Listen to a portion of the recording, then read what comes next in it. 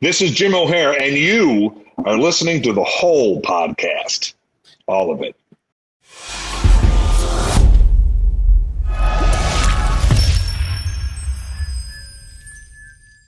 Welcome to The Whole. I am Rob Sprats. I'm Franco Del Valle.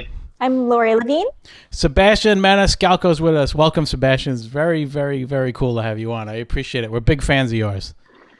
Well, thank you for having me on. I appreciate it. We are here in Los Angeles, got my family, and I told them, and listen, I love my family, don't get me wrong, I got 2 small kids and a wife, but I told them that this podcast is going to last about 6 hours, so... Okay, that's fine. So you want us to drag it out? We can read from the dictionary, whatever you want. I'm still in here, honey, working. Whatever gets you alone time, it's just, we're here for it.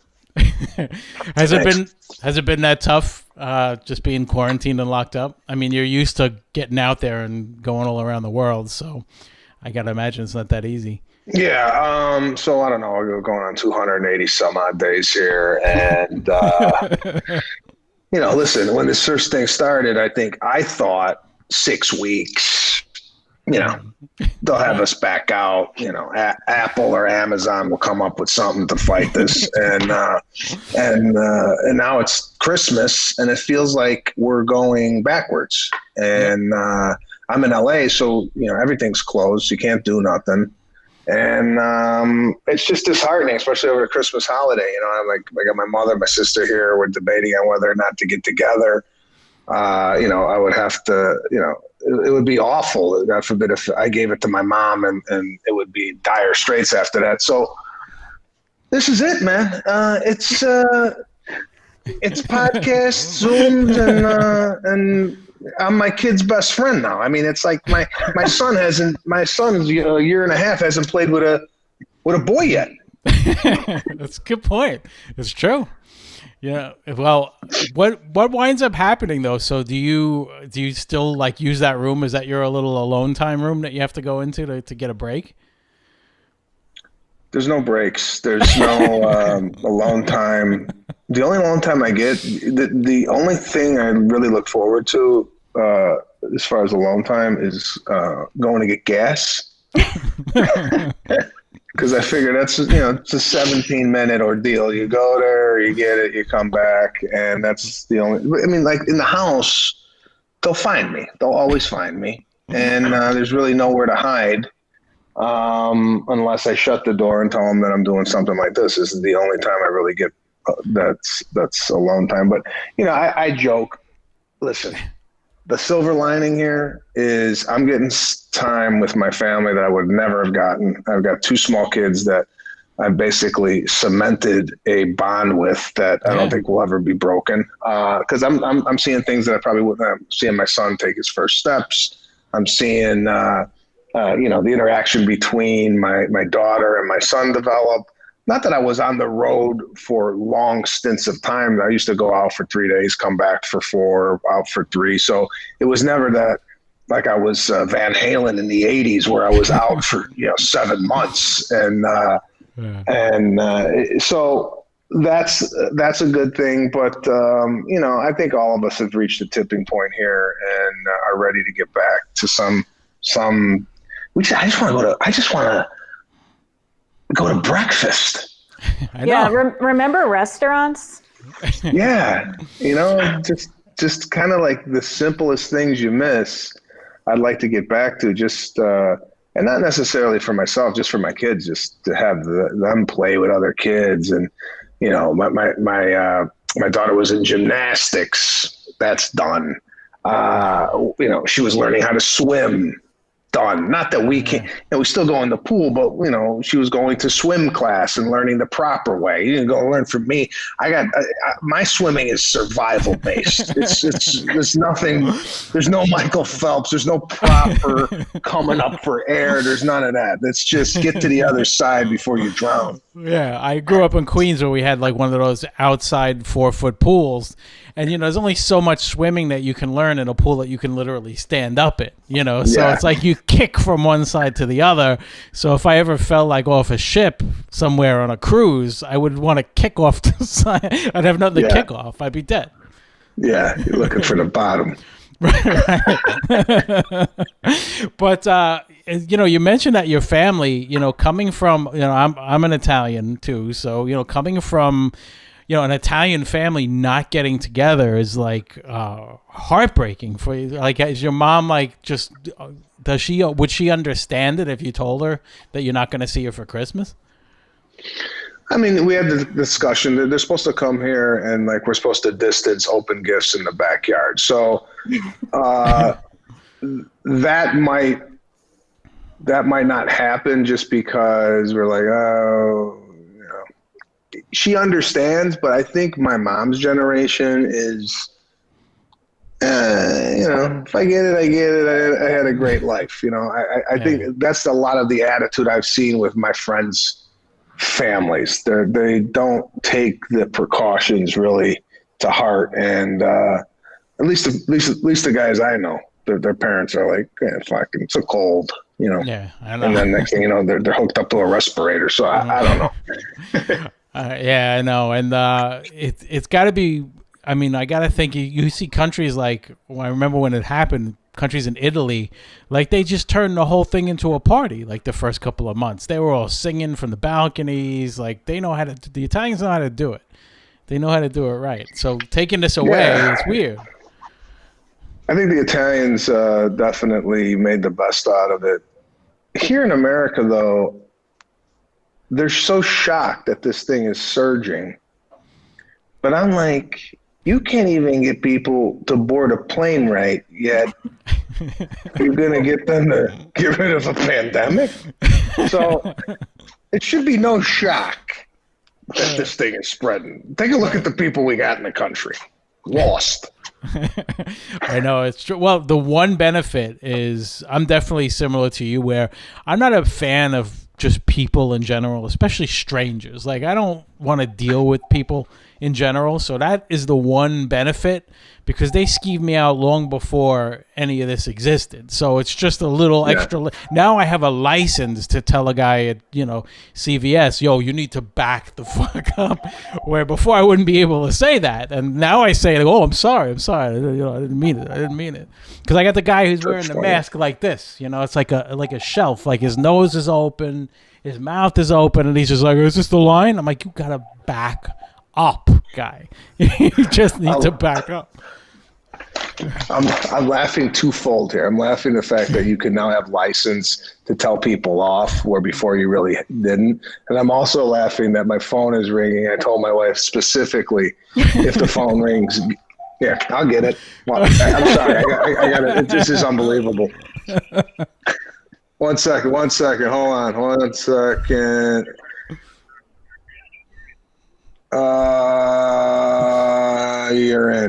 You're in.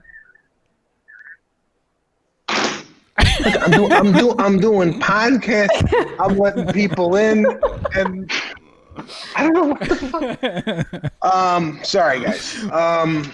Go ahead. This is what happens when you do a podcast or anything business during a pandemic. You're not in a. I'm in an office, but in my house. By the way, I haven't read one book. Looks not nice. Even the Kobe one? The Tom Ford one is a picture book. I have that. Haven't even looked at it. It's all for show. Do you have like an interior designer that you pay to come and make the place look good? Because that looks pretty badass. This was no. There's no one that. I mean, I don't pay anybody to go. Could you put that there? And no, there's no interior designer that does books. I mean, there is an interior designer that. Well, I meant the room, not the placement of the books. Oh no! I just bought the house a year ago. It came with ladders, and I said just leave them. I mean, I haven't climbed the ladder yet. But, yeah, what's at the top of that? What's up at the top of that? What do you walk up to? It's just the top of the bookcase. You get the top book. Yeah, you get the top book, and I feel if the book is that far up, no one's going to read it anyway. If I got to get on a ladder, I'm not even reading the books that I don't have to get on a ladder for. The eye-level books. So, yeah. Well, it's no different. I have guitars behind me. I rarely play them, so I get it. I totally get it. But you mentioned doing podcasts. I know you do Pete and Sebastian. with Pete Corielli, and you've been doing that for quite a while. And I like it because, it really is your stream of consciousness in a lot of ways. Like, I remember there was a whole Undercover Boss thing that you were just like all in when that show was going with the Undercover Boss, and you cried.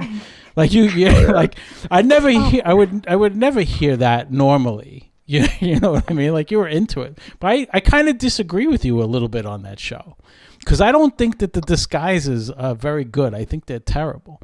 Like, they always look really bad.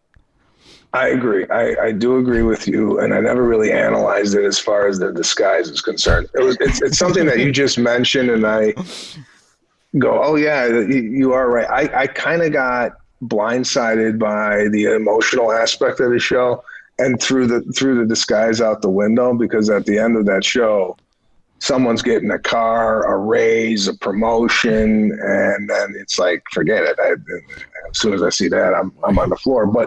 But what they did on Undercover Boss, and I don't watch the show anymore, I don't even know if it's on, but what they did was they took the criminal aspect of working at a company into consideration, where, a guy was stealing or a guy was not being good to a customer, and they exploited that, which the first season, I'm like, come on, where's the dirt in the company? The company's not always the goody two-shoes. There's some bad apples in here. And they started exposing the bad apples, and that's where the show got really interesting for me. Yeah, I also think there was a point where, there's always somebody who kind of gets a raw deal too, and they're giving things away. Like, one person would get like $25,000, and you would get to know the pattern. It's almost like they put the people who need the most stuff in the same location, because they'd be, he would say, so what about you? You have a family? And you would hear a piano before they even got to what was going on with the family. Like, they would set it up that way. But But somebody would always get a raw deal where you would hear, okay, this person got $25,000, and then the next person would be like, you mentioned this recipe that you've been cooking that people love, so we're going to put it on the menu and we're going to name it after you. And then the guy's like, okay. And then that's it. Like, grand. Right. Like, where's my 25 grand? Where's my cut of the money? People get checked. Yeah, I would definitely raise a hand if I got the recipe on the menu, wondering, is that in addition to the 25 grand, or is that? Or do I get a cut of every dish sold? Yeah, you'd want to have some type of percentage deal baked into that gift. I was listening to your podcast, and you were talking about how George Clooney gave that $14 million away to 14 friends, and Pete goes, well, we've been kind of waiting for you to do that, Sebastian. Yeah, no, I got to buy a couple more bookshelves before I start giving away money. Yeah, and one thing I found weird with that story is, didn't he give everybody like a bag of cash? Yeah, a Toomey bag, which I learned from the podcast. Like a $700 bag. I think it's insane that you give money away, but you cut your hair with a Flowbee. I don't know. There's something really fucking crazy about that. It's like, I'll give you $1 million, but I'll continue to cut my own hair with a vacuum. Yeah, that's what he actually does. He cuts his own hair? Yeah. He does it with, remember the Flowbee? It was a vacuum attached thing. No, I remember the Flowbee. I had no idea Clooney was using it. Oh, and Sebastian, your dad is a hairdresser, right? Like. Yeah. Shears. Sounds awful. Like, disrespectful to the trade. Yeah.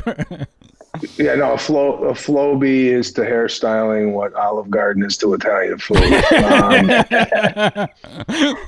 I don't see any problem with the cash. $1 million cash, I'd take that in a heartbeat. Why, are you looking for a direct deposit? No, I don't know. Like, here's where I'm coming from. Like, of course, anybody gives you $1 million in any form, like, that's great. But imagine the pressure now. You have a bag with $1 million. Like, I would have it handcuffed to me. Like, where do you go? Like, you still have to put it in a bank, right? You still have to. I wouldn't. Then the IRS sees it. But it's already public. Like, the guy, the people he gave it to. 2013. We're just learning. But as public now, you think they're not going to call everybody on that table and be like, we kind of heard that you got $1 million in a bag. What's the IRS statute of limitations? I think we're good. Oh, you think that might have been 7. what it is? You know that well. I don't know if you knew this, but Lori's the mastermind of all of our Ponzi schemes. Oh yeah, she's the scam artist. Yeah, I'll send definitely. you the routing number later. Now, if you'll excuse me, I don't know the history of the group here and how you guys got, and I'm sorry for your listeners who know how you guys all got connected, but what's the relationship here in regards to how you guys got all right, so let's start with Lori first. Lori and I used to do Howard Stern's Roundtable every month or so together, and Lori was like on it all the time, and I started to do it, and it was basically like a show where you would just talk about the show, right? So we would all sit around and talk about the Stern show, and God forbid you started to mention, if the conversation started to drift anywhere aside from the show, they would reel you back in, rightfully so. Nobody wants to hear our bullshit, but that's when I decided, I want to do something. This is fun. I want to do something. But back then, when you had a podcast, people thought you had a ham radio in your basement, like in your underwear. People used to laugh at it. Now it's a multi-million-dollar, Joe Rogan, I think, went to Spotify for millions and millions, So yeah, we're Joe Rogan. That's who we are. Yes, we're Joe Rogan. So, and Franco, I worked with a long time ago in a print shop. And he was one of the weirdest people I think I've ever met. And every time, like, you would just say something normal to him, you would get a very bizarre response. And that just hasn't changed in the 10 years we've been doing this. In fact, when Rob called me and said, I'm starting this thing at the print shop I work at, one guy is really weird. That's how I got to know Franco. Mm-hmm. Yeah, pretty much.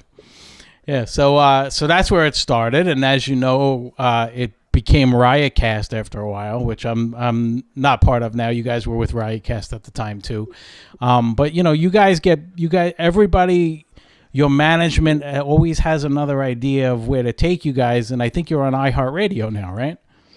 Yeah, we bounce around. It's one of these things that we started as a passion project, never really to, podcasts now, like people making a living on it. Well, we started 7-8 years ago. It was like, I like talking to Pete on the phone. He makes me laugh. Why don't we just record these conversations type of thing? And basically it hasn't really changed its format. We don't really have any guests. We just get on, we get on once a week and kind of bullshit and really haven't made it a success. But, not that we don't want to. We're definitely trying a lot this year to kind of make it more of a staple, but it's more fun than anything else for me. I do it for free. I think Pete's one of the funniest guys in the world, and just kind of the yin and yang we have back and forth. I mean, I could bring up, the podcast generally starts with me saying, this just happened, right. And Pete right away is off and running on it. He's really good that way. So yeah, I really enjoy it. It's fun. I typically, for podcasts, going on other people's podcasts, I don't know. I generally don't like to do it just because I feel like I'm saying the same things kind of over and over again. Not that I'm saying the same things to you guys, but I don't know. Sometimes for me, it's like, as a listener of podcasts, you hear a guy on one, right? And then he goes to another, or the girl goes to another, and they're on 10 podcasts. How much could you talk about yourself?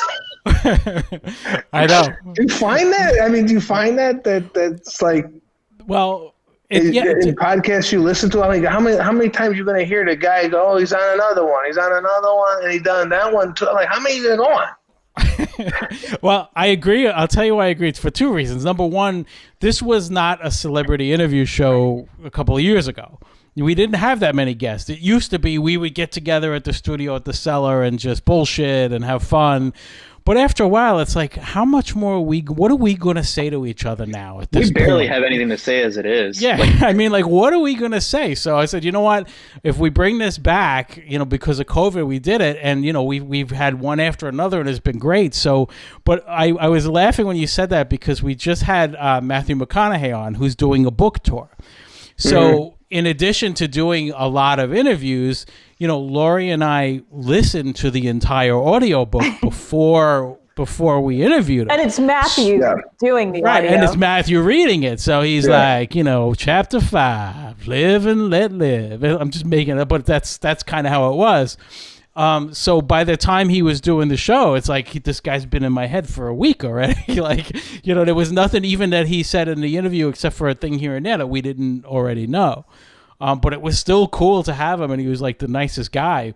But yes, like after that, every time he appeared on like Access Hollywood or something, I would get annoyed. I'm like, oh man, now they got him too. Meanwhile, like, of course he's gonna do Access Hollywood in those shows, So it was funny. It's funny you mentioned the book and the audio version. I'm only on, I think, chapter 3 of his book, listening. And this guy is taught, like, I did an audiobook for my own book, and I felt like I was in 3rd grade reading the book, right? This guy, he doesn't even sound like he's reading. Right. No. It sounds like he's like, I was, like, it was like a conversation. Like, I was beaten as a kid, but that's all right, or whatever. My dad used to whip me, and I was like, is this guy reading, or is this just stream of what's on his head? I felt like I felt like I had to go buy the book and go, okay, yeah, no, he's reading it. When he's like, my dad died making love to his wife, my mother. Green light. You're like, green light. And that's it. You're happy about this? Yeah, and what was great about him too is that as I'm listening, I'm like, all right, I'm going to take notes whenever I hear something. And like in the first chapter, you probably heard this if you got to this part already, where he just basically starts running off some things that he did. He's like, I took peyote in Mexico with a tiger. I went rode with an anaconda. I was abused in the back of a car. I'm like trying to type everything down. Like, Jesus Christ, that's the whole show right there. Yeah, I know, but it's true. I was thinking that it's almost like he used it as a script more than he was reading it. Now, I didn't hear the audio version of your memoir. I didn't hear that. So you read the whole thing? That's got to be weird. Like, that's got to be good because you have such a distinct voice. I got to hear it. But that means I think it progressively gets better as I read throughout the book because in the first, you got to get used to it because what you're doing is you're in a room. There's 2 other guys on the other side of the glass, and you're reading off. I don't know. It's like one of those music sheets. And you're reading your book, and they'll go, cut, hold on, you said the instead of they, or they'll correct you. So you got to read like every word the right way, and I really got caught up in that in the first chapter, second chapter. But as I kind of got the hang of it, I got more comfortable with it. But this guy right out the bat is like, man, he's been doing it for 20 years. Yeah. And it's funny because I didn't realize, like, there's certain bumper stickers that he puts in there. I guess he found in his journals. But I guess it just has the picture of the bumper sticker in the book. But in the audio version, he announces it. He's like, bumper sticker. Like, he gets like all excited about it. And it's always like a McConaugheyism too, where it's always like, sometimes the pastrami's lean, sometimes you lean on the pastrami. Like, it's always like this inverted, thing that he does, man. And he was like equally as cool. Like the guy when we sign on, before we start, right away he's like, how you doing? I like them guitars. Let's do it. He's like the most positive person I've ever spoke to in my life. He's positive? Yeah. He seemed it. Yeah, I was going to say, it's kind of hard not to be when you're Matthew McConaughey. Yeah, if I looked like that and I walked around with no shirt on all day and everybody just looked at me, I'd be pretty positive about life, too.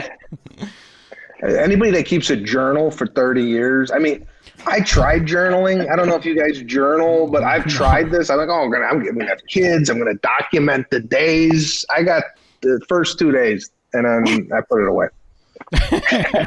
I tried to in high school, and I was like, this is lame. I'd rather just go to a party and like make out with somebody. That's a better memory than whatever the fuck I'm writing down about my feelings right now.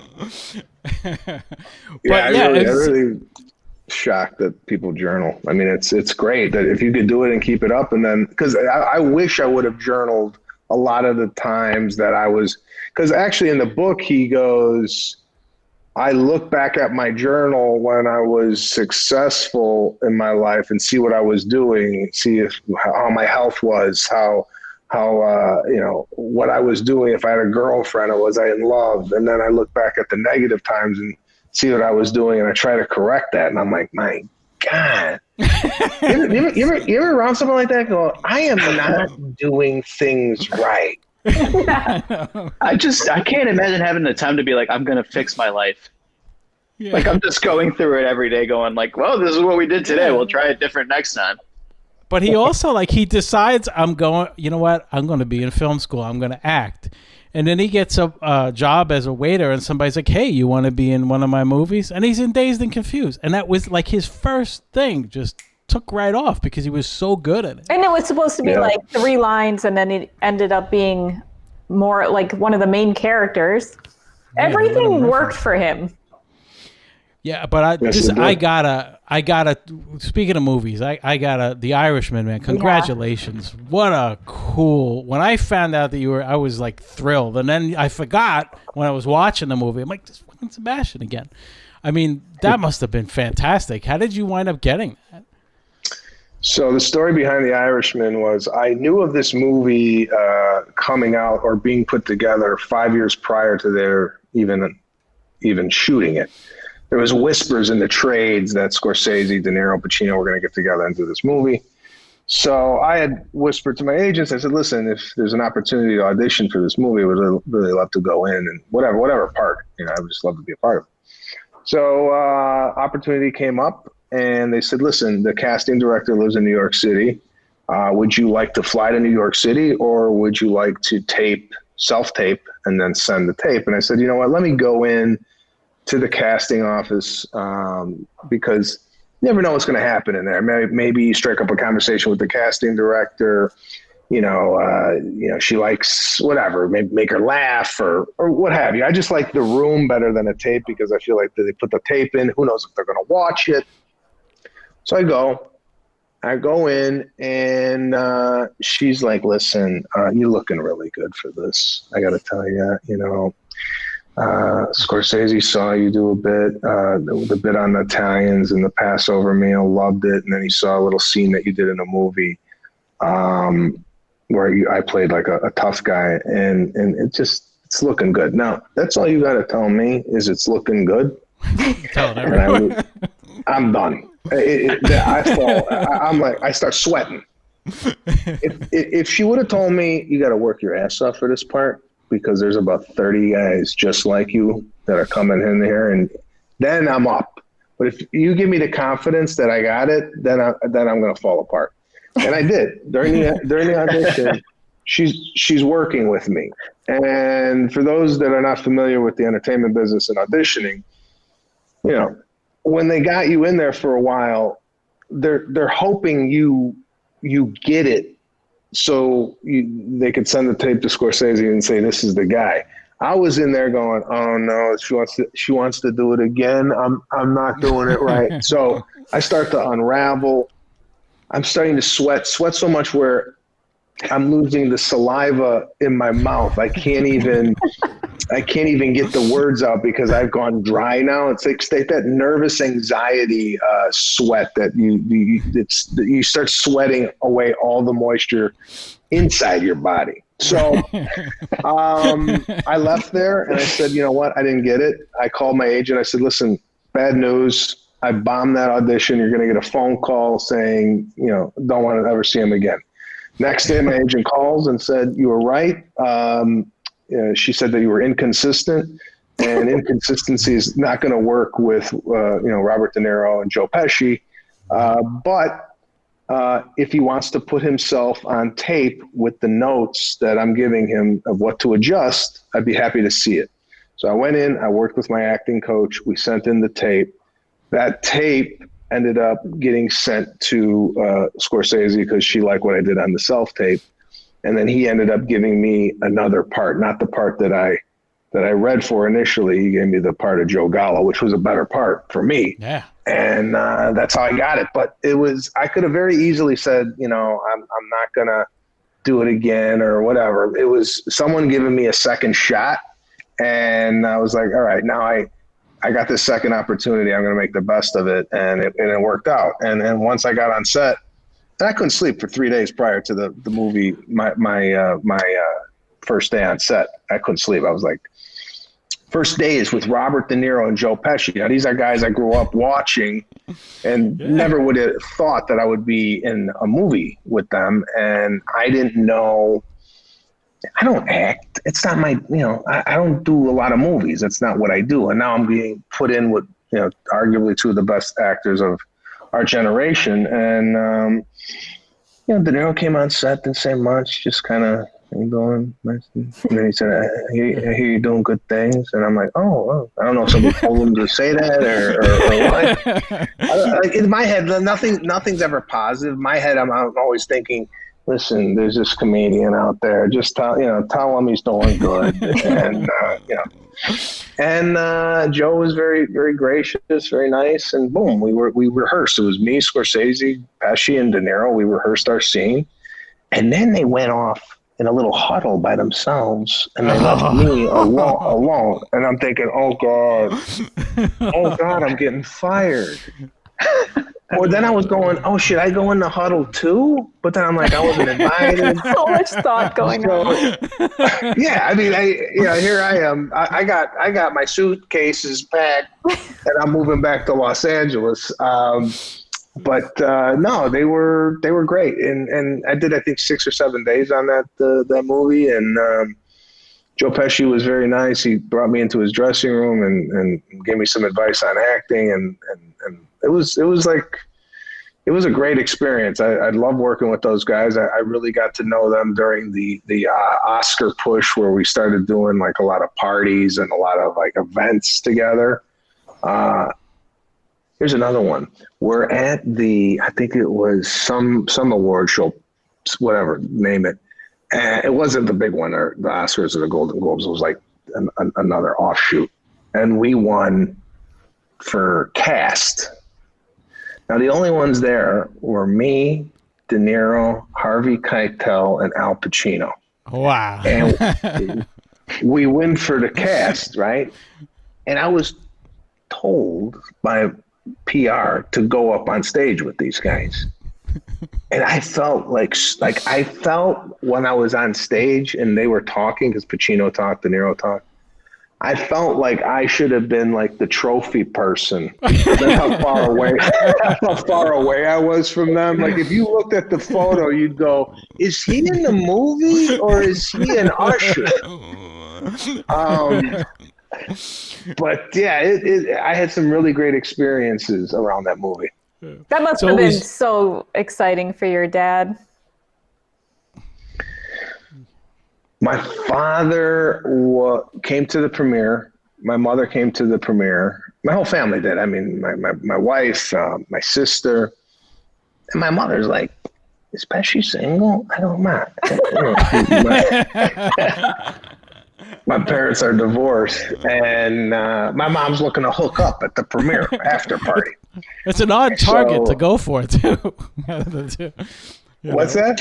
That's it. Like, Pesci's an odd target to be attracted to out of the group, Well, my mom loves Italian men, and like Joe Pesci kind of epitomizes Italian and like tough. Right. Yeah, he's like almost like a little Frank Sinatra-ish, just because he's like a guy who looks like he could beat the shit out of you and then go get his nails done. Which I think my mother loves. See, makes sense if she wants to get somebody. My grandmother had she had a boyfriend, and she I don't know how excited my parents are going to be to hear me tell this story, but my grandmother on my father's side, she had a boyfriend, and she had to be maybe in her 70s, right? And she had a boyfriend that she started hanging out with and stuff, and everybody's like, oh, that's so cool, grandma has a boyfriend, that's really cool. And then one day she sits with my father and says, I think I want to have sex with him, and ask permission of my father. And my father's like, I don't want to hear it. So, what an awkward position that must be in. So I guess no matter how old you are, of course, you still on a date. You know what I mean? Yeah, not only date, but in your grandmother's case, she wants to hit the sack with the guy. Good for her. She wanted to smash, I guess. Yeah, someone's trying to get pipe. I don't know. Yeah. Oh, great. Now why you got to go there about my grandmother, man? See what I mean about him, Sebastian? But I don't know what to tell you. Yeah. Sebastian, you see what I mean? He doesn't know when to stop. Hey, print shop. I know, right? I'm the print shop wild card. That's me, man. Yeah. So, speaking of that and moments and great moments, I was so thrilled to see that you not only played Madison Square Garden, but multiple nights. That has to be the coolest thing. There's so many times we have guests on that. There's things that we and most of the people listening right now or watching will never get to experience. That you were able to do. I mean, that's incredible. Did you get nervous for that too, or is that a little more in your wheelhouse since it's stand up? Maybe not as much. Well, it's funny. I was talking to a friend of mine about this yesterday, actually, and he asked how was performing at the Garden, and I think I didn't enjoy it as much as I should have. I think I was too worried about it being the Garden and rising to the occasion rather than just kind of just being in the moment and having fun with it. So if I would have to critique myself and my performance, and I don't do my performance based on the laughter of the audience, I base it more on the feeling I am feeling at the moment. If I'm in the pocket and I'm just having fun, not that it doesn't matter about the laughs, but it's hard to explain. It's more of if I'm performing and I'm having fun and I feel good, put it this way, when I talk to my parents or I talk to my family and I go, sucked, show sucked, they'll go, are you kidding me? It was great. And then if I ever go, felt really good up there, they'd go, so good. So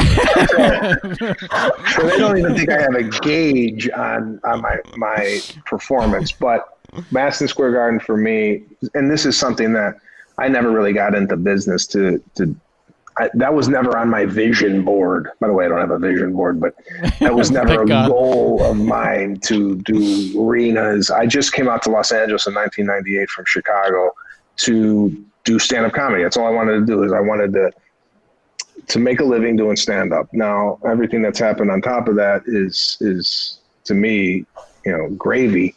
But I wish it was a little bit more of a special performance for me. I wasn't really happy with the performance, but the experience as a whole, because I equate the Garden to Michael Jordan for some reason. I was from Chicago, watched the Bulls play the Knicks all throughout the 90s and Starks and all that.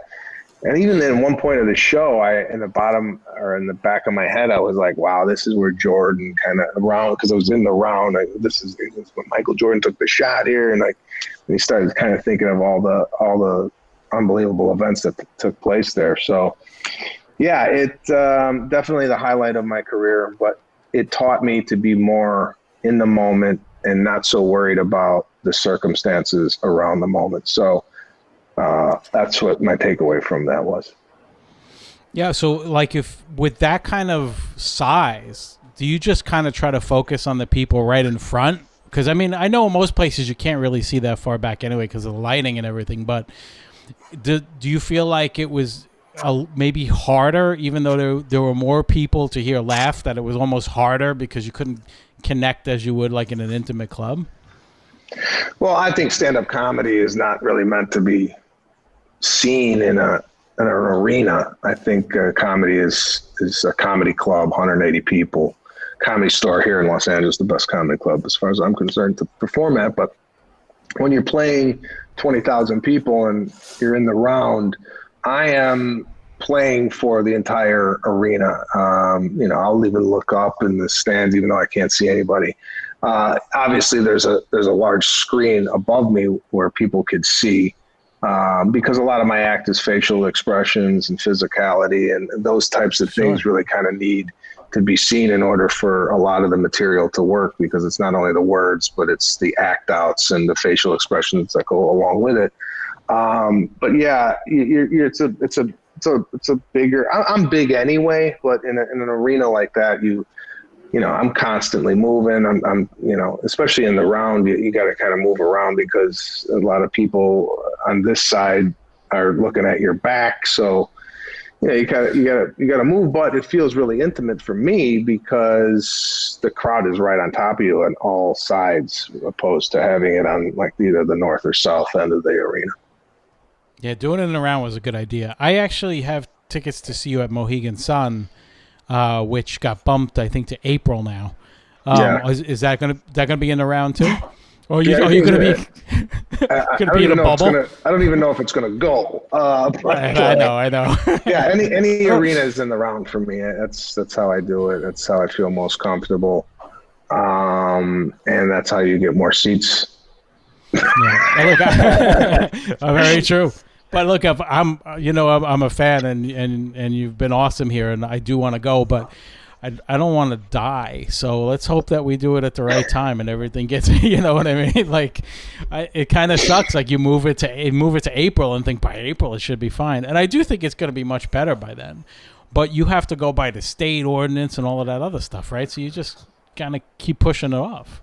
Kind of sucks. Yeah, I don't know when this is coming back as far as live entertainment. Also, people got to be comfortable to go out and sit next to one another. That also has to be considered, even though if there's a vaccine and what have you. I think it's going to be a slow kind of reopening of things.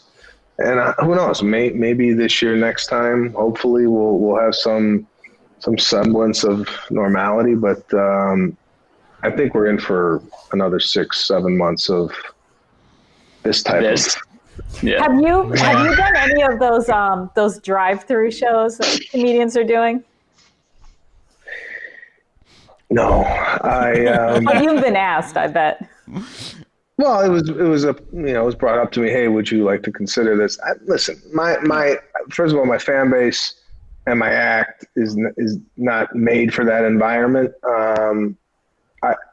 I haven't done it, so I can't really say it's bad or good, but just looking at it, I would say, nah, I'm gonna.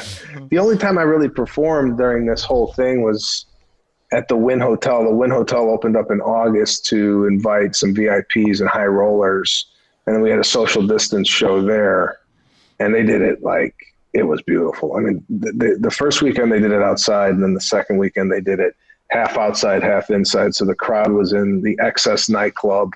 And then I was kind of outside the club, and the state ordinance was 15 feet away from the stage, and everybody was distanced, and it worked out really well. It's just economically, it doesn't work to do shows like that because, by the time you rent out the space, pay the people, it's really a wash. But they just did it to bring in some high rollers. But the drive-ins, work for some people, I guess. I don't know. It just doesn't. Stand up is hard enough now you're outside, and then people are in their pickup trucks with a barbecue and chicken. It's like, And they're beeping when they like your Right, joke. that's the other thing.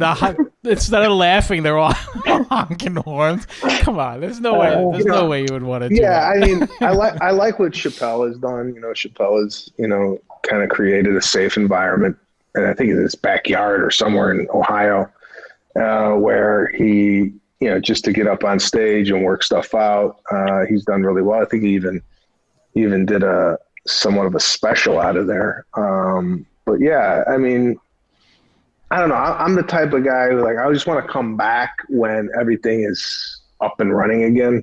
I've done some corporate Zoom shows where corporation hires me. It's a moderated discussion. It's similar to this, but it would be with 100 of the employees on the screen, which I found really kind of works because I just kind of scroll through the squares and make fun of people. I do a lot of crowd work.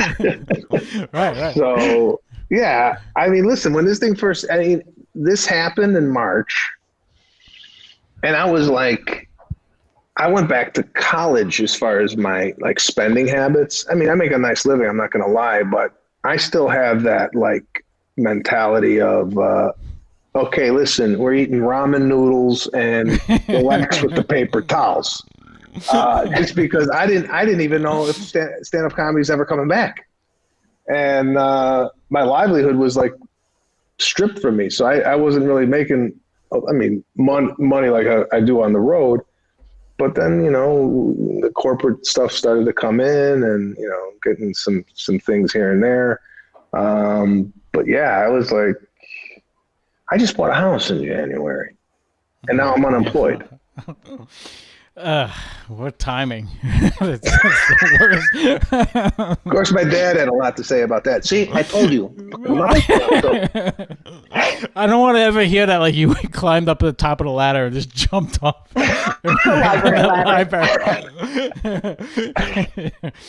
Another thing I wanted to bring up to you too, because I have so much respect for the way you went after it, and that is when you did the VMAs.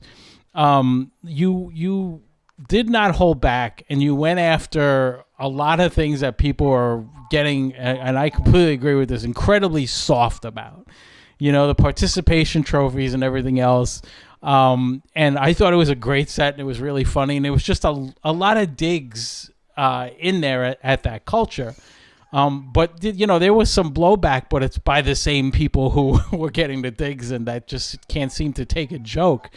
The same blowback that Bill Burr got when he hosted SNL. Right, because he went for it, and you did at the VMAs, you just went for it.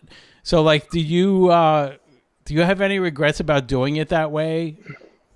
Well, the VMAs, when I got asked to do it, it was not something that I even thought I would ever do.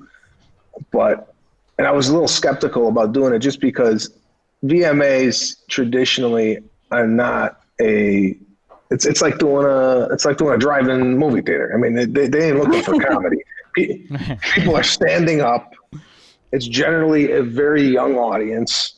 And it's like a hype show, it's, and I'm not a hype guy. I'm not I'm not that guy, but then I'm like, I can't turn the VMAs down. I mean, I grew up on watching this stuff, Howard Stern coming out of the thing and all this stuff all the history of it. And I'm like, I could be a part of history. And it's a challenge for me because it's not my demographic. And, half of the audience probably is not going to know who the hell I am. Maybe even 80%, who knows? And then I'm like, when I was coming up with the set list, I'm like, all right, let me see if I have any material that I've done in the past where I could just kind of rewrite it for this environment. And that's what basically I did. I've been doing the joke about the trophies since, 2005. No one's ever said nothing. Yeah. Now I go up on the MTV Video Music Awards and I do, trophy bit. I think I did something on safe spaces and what have you. Right. And it was just, I didn't even think twice about it. I'm like, all right, this is stuff that I do in my shows, and I did it on a larger platform.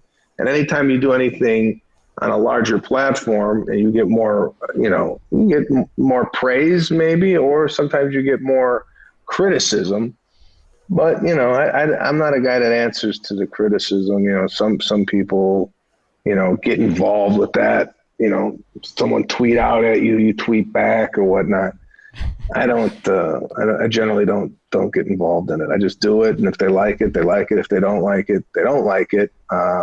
But I'm not trying to change the world with my comedy. I'm just doing things that I see that are funny. There's no message behind it. I make fun of my family. I make fun of myself. I do a lot of self-deprecating type of stuff. I make fun of my wife's family. It's all done tongue-in-cheek. It's not done with any type of malicious, it's not mean-spirited.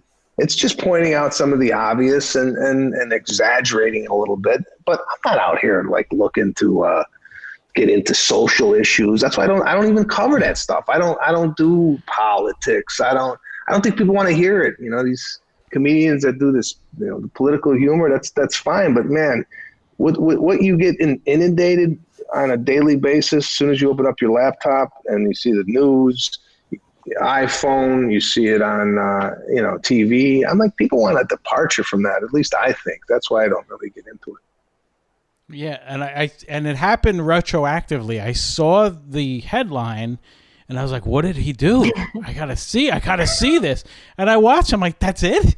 It's like after, the headlines were millennials furious at Sebastian. Well, I laughed too. I was like, "Good," but it was ridiculous at how, and as a comic, most of your material, like you said, doesn't really go after that, but every 2 days somebody's getting quote unquote canceled for almost nothing at this point. People apologize for things they didn't even say at this point.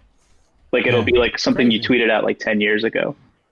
And it's terrible because it's who wasn't a different person 10 years ago? But also it's a joke that's not necessarily criticizing anyone or anything. It's just a joke.